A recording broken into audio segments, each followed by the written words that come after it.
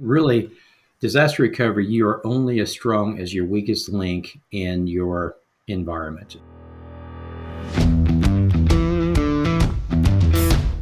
Technology is transforming how we think, how we lead, and how we win. From Intervision, this is Status Go, the show helping IT leaders move beyond the status quo, master their craft, and propel their IT vision. Disaster recovery and SaaS. Two topics not often thought about as connected. Do you have software as a service delivered applications in your application portfolio? Are those apps included in your DR plan? Are you a tech product company with an app that is delivered to your customers as SaaS? What's your DR plan for that? What's your commitment to your customers?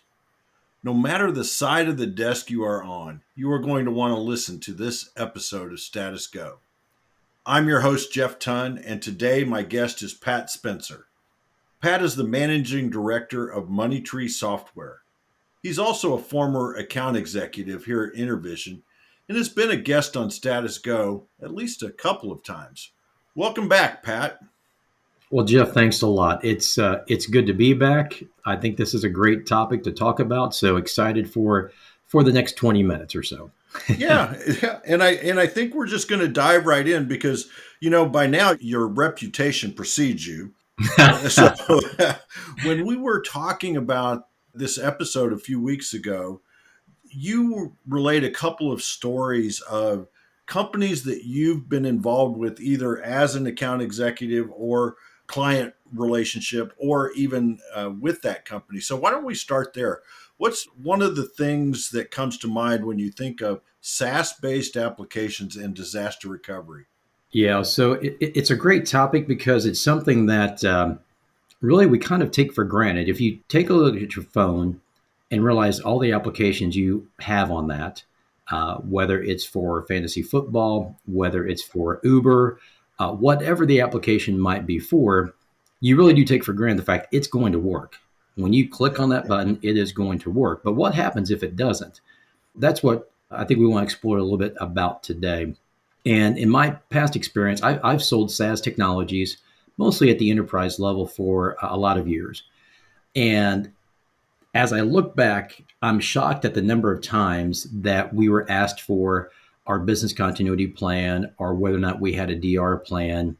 And for well over a decade, I sold to financial institutions, to banks and to credit unions where systems have to be up. There's certainly a need and a priority for that.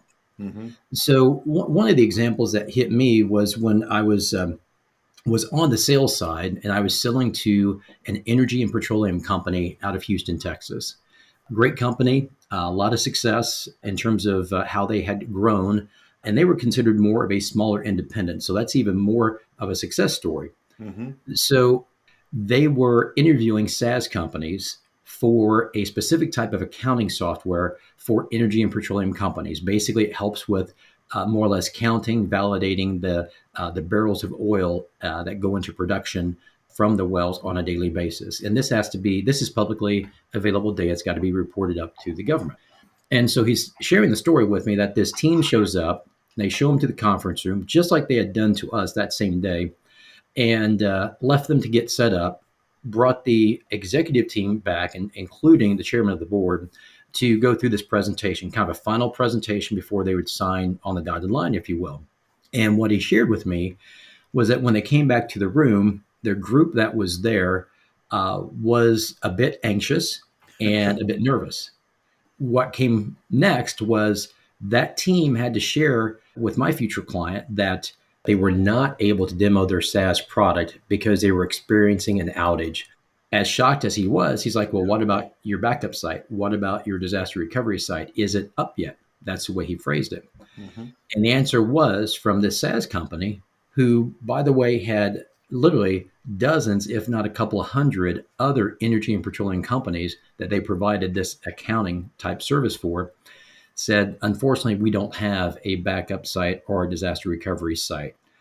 That just kind of shocked me that you're a mission critical solution for the clients that you serve, and you don't have disaster recovery, not even backups, let alone a full business continuity plan. So, as you and I were talking, that was one of the stories that really Yeah. kind of popped up to me that, wow.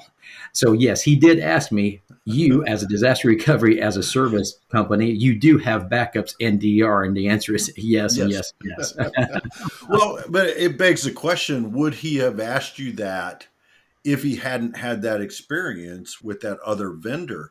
Because when you started out, Pat, you said you were surprised the number of times that you were asked for the DR plan or the backup plan. Were you surprised because it happens all the time? Or were you surprised because it rarely happens? Oh, excellent, excellent follow up. Yeah, I didn't finish my thought there. Surprised because it rarely happened. Yeah. Yeah. Now we provided our audit at that time. It was a SAS 70. Now it might be a SOC 2 report. So we supplied that, which indicated the operational services that we have, but in terms of being asked directly, very rarely, very Yeah. rarely. Yeah.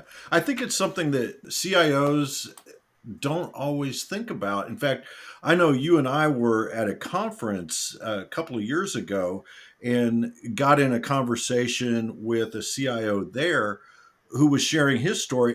They had hundreds of SaaS based applications that were somewhat mission critical to their processes, and he didn't have them on his radar screen for failover or DR or anything until all of a sudden they weren't there.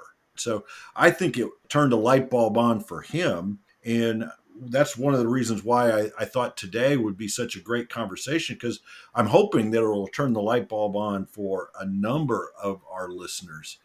So you've got some other stories, Pat, that I know you shared. So would love to hear a couple more of those. Yeah, absolutely. Another story is, we were at a legal technology conference, and I had planned to meet up with a CIO at a decently large firm in the South that was really trying to be proactive in getting, kind of his house in order, if you will. And disaster recovery, business continuity was part of that. And as we were going through the conference, we could never meet. And, I know at the time I'm the sales guy and I'm trying Mm-hmm.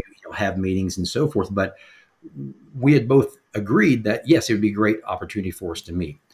And so I thought, okay, is he avoiding me? Did something come up, whether personal, whether business? Well, unfortunately, we never ended up meeting at the conference. In fact, he had to leave the conference early. But he did circle back with me and said, we really need to sit down and talk. We had a situation where we had an employee that was let go within the IT department and was disgruntled. And unfortunately, he worked in the database area and he changed everyone's passwords and locked everybody out of their systems. Oh man. And so they, in essence, they were down, and that's really a situation for disaster recovery, but not what you think of. You think of ransomware. You think of a physical disaster, such as a Right. hurricane, a Right. flood, or something like that. But it really just goes to show that the events can really come from multiple areas with how people have access. We have entities trying to hack into our systems on a daily basis, et cetera. So it really is a matter of when, not if, but the where. That range of where it could possibly come from continues to grow as well. In this particular case, they had to restore from tape backups. So even as I'm saying that, I just feel the sluggishness kind of Oh yeah. come on in terms of what type of challenge that can be in order to get more or less everything turned on and taken back to a certain date and so forth. So yeah, in this case, they got a little lucky that they were able to kind of break through some things, and it was only a few days in terms of being completely recovered. But it certainly could have been, something else. Yeah. Yeah. Um, Speaking of the legal industry, we go back a few years, and we had a major cyber attack where I believe it was the WannaCry virus that took out one of the largest law firms Mm-hmm. around the globe, and Yeah. it took them more than 2 weeks, almost 3 weeks, to even be able to send emails out. Yeah. And you think of a large law firm like that. So these things are going to happen, and anything we prescribe today isn't necessarily the silver bullet, and we'll say it won't happen to us. But it's good to have this discussion and make sure no matter how large you are as an organization, no matter how large your IT department is, you still have to have certain things in place. Yeah. So it's kind of like whether you're coaching grade school football or you're coaching the Tampa Bay Buccaneers, both coaches have playbooks. It's just a different set of teams, different set of parameters. So it goes to show no matter how size your organization is, there needs to be that plan in place to make sure that you can act accordingly should you need to. Now, you and I both sit in Indianapolis. Why would you bring up the Tampa Bay Buccaneers and that aging quarterback that they have? I can't imagine why you bring that up, Pat. No, I hear you. I hear you. And I was cringing as I was looking for the team to bring up, but they are the reigning Super Bowl champions. They are. I got to give them that. But I can also plug Peyton Manning going into the Hall of Fame this summer, and my Indianapolis Colts going into the season with some things looking pretty good. So good I save can cover there. that way, but brother. I got to give credit where credit is due. Well, I tell you, as you were talking about those stories, the images in my mind, I'll date myself a little bit, but when you were talking about having to recover from tape, I'm going back to the days when tape backups were on reel-to-reel tapes. And I was a tape operator, and you had to put them up there and then thread the tape through. And 9 times out of 10, you couldn't even get the tape to thread properly the first couple of times. I can't imagine trying to do it with the pressure of doing a disaster recovery. So I know they use cartridges now and all that, but I'm still a bit old school. So the other image that came to mind was, I think, as you were relating that story of the law firm, I actually think we used a picture of their lobby in one of the presentations you and I did, where they had a big sign up that said something about email is down, no ETA. Yeah. Something like that, right? They didn't even know how long it was going to take. Yep. A lot of times you find yourself on the vendor side of the desk. What questions would you expect to be asked from the person on the other side of the desk that you're selling to? Yeah, no, great question. And now with the role I have, these are the questions I find myself asking vendors that we're looking at possibly partnering with from a SaaS perspective. Mm-hmm. But really the first thing that you want to ask, obviously security is a whole other conversation. We could do a whole podcast on that. But from a disaster recovery, the first thing is really, do you have a disaster recovery or business continuity plan in place? Mm-hmm. The very next question is, what happens if your primary system goes down? Do you have a secondary backup? Yep. But don't stop there, because that secondary backup could be the tapes that you were just talking about, where it might take them a week to recover. Right. You want to ask, how long will it take you to get back up? And sometimes the technical terms they may throw out would be RTO and then RPO. Mm-hmm. So RTO being that recovery time objective. So how long from the outage to the time that your production or that secondary site is up and running? They may say 4 hours, they may say 15 minutes, they may say it's instantaneous, or they could say it might be 3 days. But the RTO is that time that they go down, the primary system goes down, to the time that second site comes back up. But then there's another question that gets into a little bit more detail. Because if they say, we'll be back up in 24 hours, you may think that's great. But you also may be thinking that you're able to recover all the data that's being transmitted during the time of their outage to the time of their recovery. So there's another definition called RPO, and that's a recovery point objective. And that essentially is how much data loss do they believe they will suffer during that outage. So they may say, we will be back up in 24 hours, and the RPO, or the data loss, is only 4 hours. So that's not bad. Whatever the answer is what you as the business owner have to really analyze to say, could we suffer through that? Right. Is that something we could put up with and not affect our own clients, our own business, our own revenue stream? from that perspective. So those would be the questions. Do they have a comprehensive business continuity plan, specific DR plan? And then do they have a backup site? Mhm. And then with that backup site, how soon will it be up and running should something happen to the primary site? And then finally, the data loss. Those are Yeah. there's probably 20 more questions you could ask, but that's going to tell you, are they thinking about being prepared? Are they prepared? What type of loss are they prepared for from a outage perspective? And then also, what type of loss are they expecting from a data perspective? Yeah. I think another important consideration, and I advise CIOs all the time, is that you still have to back up your data.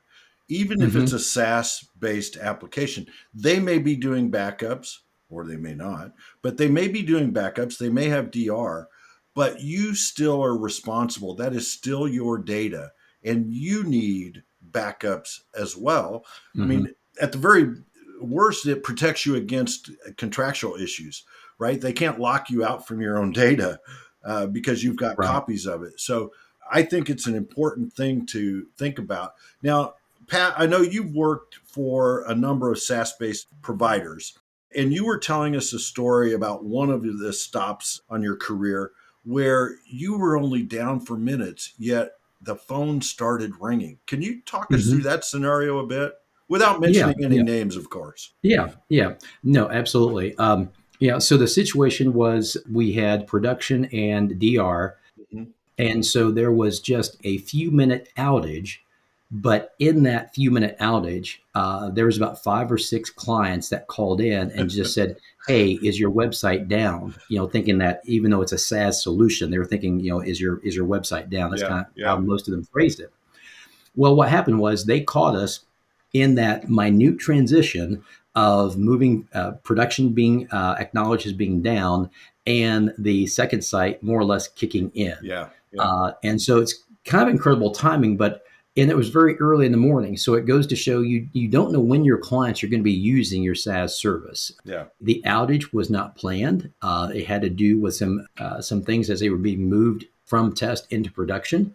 But at the end of the day, a couple things there we learned is that one, even in that transition, there could be clients that for that instant can't access it. hmm, And by the time they were off support and back using it, it was up and running and they were absolutely fine. So it was kind of a live fire test for yeah, us where we yeah, could actually see that, okay, the plan worked. And we did more of a debrief after that. And there were certainly some lessons that we learned in terms of how to improve one, how we move things from test into production. So this is kind of a self-cause. yeah, Sometimes it's just internal things that moving from test to production might cause a glitch of some sort versus even an external threat. yeah, So yeah, you always have to be prepared. And even if you think, well, nothing external is ever going to get through our network, but what happens if something internal happens? Then what's the case there? yeah, But in essence, both systems worked to the level with which we developed them for and we prepared them for. It's just we found it very interesting that in that switchover, in the few minutes that we took, we had clients that were in the system and it called in. It's like, darn, we got caught. Yeah, exactly, exactly. Yeah, yeah, yeah. So, Pat, if you don't mind, I'd love to dig in a little bit to where you are today with Hmm. Moneytree. I know we've had you on the program a couple of episodes ago to talk about your cloud journey. And Yeah. so I would love to pick your brain a little bit. You just spent several years working in the DR space before joining Hmm. Moneytree. What questions did you ask Yeah. as you were joining that firm as the managing director? Well, our director of IT, Dave, tells me that, first of all, he had never had an executive call him to ask him about DR and backup I bet in not. his I bet not. career. And so I thought that was interesting. But no, we actually had a good conversation. But you're right. It was honestly one of the first questions I asked. And I think, as I shared before, Moneytree was acquired by Accutech, which is a trust accounting software firm that's Mhm. been around for over 3 decades. And that firm was on its own cloud journey. They went from having their own data center to outsourcing to a data center to then actually having someone else host and manage it for them. But it was still, you would consider it on prem, but it was hosted, not in the cloud. Mm-hmm. But then they decided they wanted, that was also when they had more of a desktop version of the software. But then they wanted a browser based software. And that's when they said, okay, we need to take a look at the cloud journey for not just our application, but also for our own infrastructure. Yeah. And so they began that cloud journey. And I would share with you, they did go into it knowing that they wanted a DR or a second site. Yeah. Not sure necessarily on how to get it set up. What should the expectations be? What should that RTO and RPO be for their clients, which are obviously banks and trust companies? Then when it came to Moneytree, they knew they needed to do the same thing because Moneytree was on its own journey where it was in the closet of the software company for probably over a decade, then moved to a data center, but was one of those companies, Yeah. And honestly, 15 years ago or even 10 years ago, if you would have asked, do you have DR set up? The answer would have been no. Yeah. It was all everything was focused on the production site. That's nothing against the firm or the money tree in any way. Like I mentioned before, a lot of companies were just focused on once we got there, Just didn't uh, think about it. Yeah. just didn't think about it. Yeah. So, long story short, we do have production and we do have DR set up in this stop as well. We're utilizing AWS, two separate zones, high availability for the DR environment. But even beyond that, we have a production environment, we have a DR environment, we have backups, Yeah. kind of to your point, Jeff. And we do actually make copies of the SaaS data that we do integrate into our everyday operations from the software that we use. Um, in addition to that, I find myself as we partner, whether it's for soft phone type of software or payment authorization software, so our clients can pay through credit card. And even we just launched account aggregation for our software itself. And we're asking the questions, how's your DR set up? Do you have backups? What's your RTO? What's your RPO? Because now that I'm introducing client data into the financial planning software, our advisors are absolutely 100% focused on needing that data when they're putting together a plan. Yeah. And although Moneytree is up, I can't afford for my data aggregator to go down where advisors across the country can't access the data that they need to put their plans together for meetings that they're going to have with their clients. So it's become very much just a normal part of our conversation as we're going through our vendor management process, as we're choosing new partners, new providers. And honestly, we're also, this kind of is a salesperson in me. My sales team is very proactive in making sure folks know not only our security side, but they also are planting the seeds that, yes, we're making sure that your data is very safe and that you'll be able to access your data when you need to. I was just going to ask that question of, are you getting that question more and more from your clients, or are you being proactive? So thanks for answering that before I could even bring the question out. The other thing that I wanted to make sure I understood, that as you were on your cloud journey, since we had that other episode about the Mm-hmm. cloud journey, you designed DR into the implementation. That Correct. was Correct. part of that. And Yeah. again, I think that's a great lesson or great advice to our listeners who may be on a cloud journey, is think about it from the beginning. It's like you mentioned, it's like security. Security has to be designed in up front. DR should be thought about and designed in up front as well. Mm-hmm. Yeah, absolutely. It should be. If you think of your infrastructure as your kind of your lifeblood, with how you operate your business, you certainly don't want a single point of failure. You think of software development, you try to make sure that even from an agile process, there's no single points of failure, whether it's a developer or a piece in the process. So you certainly want to carry that forward then across your business, especially when it's affecting a client that you're trying to sell to. Yeah. Yeah. I think the theme that we've really been talking about here is, it doesn't really matter who you are or what role you have. You have to be thinking about the tools that you're using and how you would recover if they're not there. Absolutely. Throughout the organization, it begins with the company you were talking about from Texas, and the conversations that we've had. And you just have to be aware and plan it in from the beginning. Hmm. Absolutely. Yeah. And you really have to look at it. Now, I know when I was selling DR, a lot of times cost would come up. We Yeah. can't afford Hmm.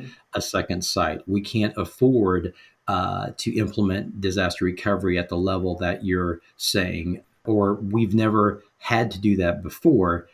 But obviously, as we know, the world is changing daily, and it has changed over the past decade for sure with regards to client expectations on availability.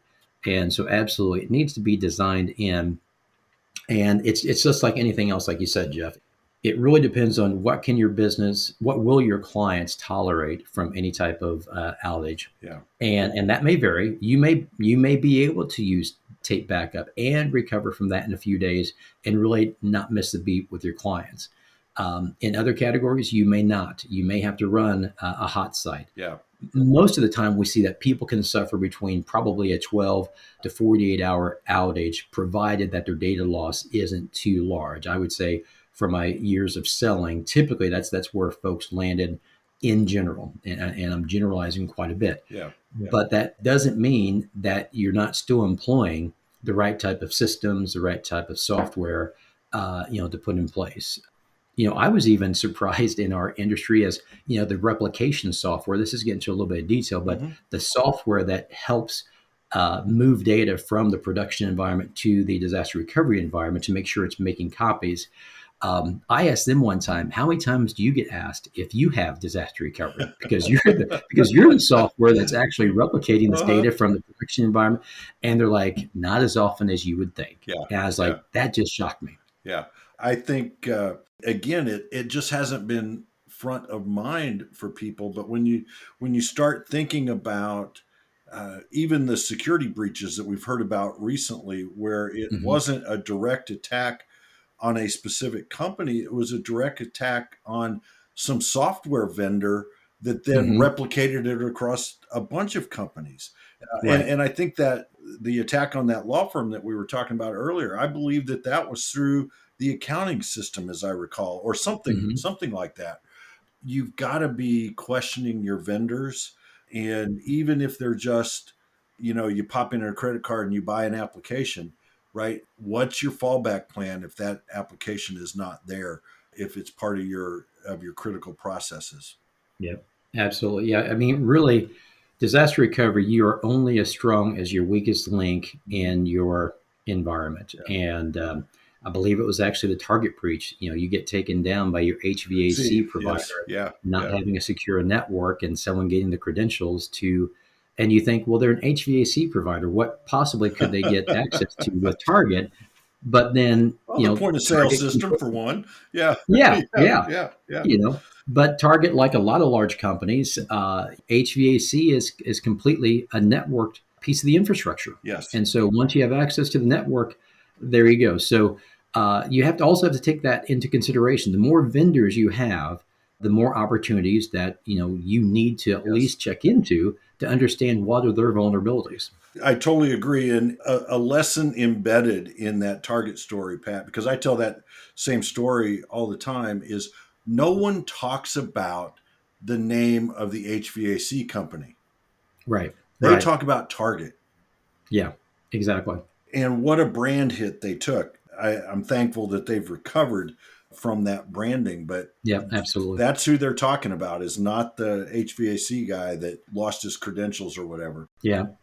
Pat, you and I could talk about this all day long because Yep. we have talked about it all day long. We've been talking about it for years. But I want to wrap with a call to action for our listeners. What's one or two things our listeners should do because they listened to our conversation today? Yeah, great question. I think obviously the first thing is evaluate yourself, right? So you want to evaluate yourself and what you're actually doing to understand what type of disaster would it take for you to have an outage.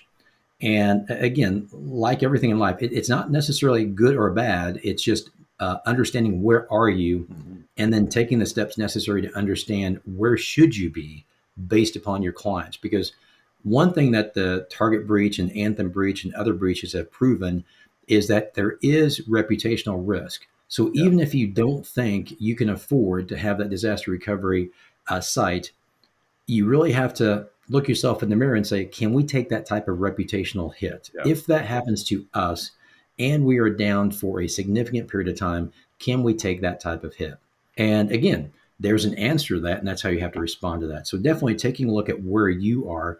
The next is taking a look at your vendors and understanding where are the vendors. So the SaaS applications that we're using, and I'll refer to them specifically, the SaaS applications that we're using, are they protected? And we are seeing more and more technology questionnaires, cloud questionnaires coming out that are speaking to trying to understand their vendors. We answer them quite a bit for the larger registered investment advisor firms and broker dealers that we work with that want to understand what type of vulnerabilities could they have using Moneytree financial planning software.